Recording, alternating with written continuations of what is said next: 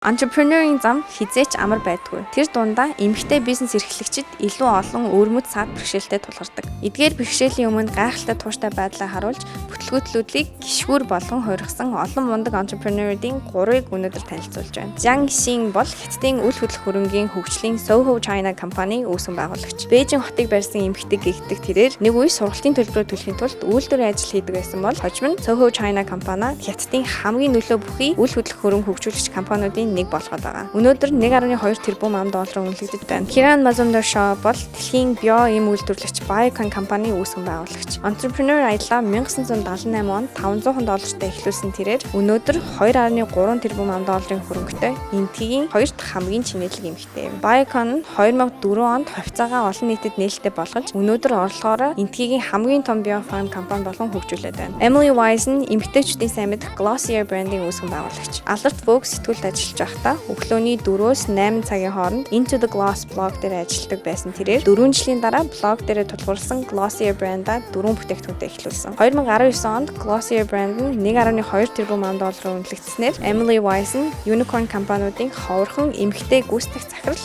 үүсгэн байгуулагчдын нэг болсон юм.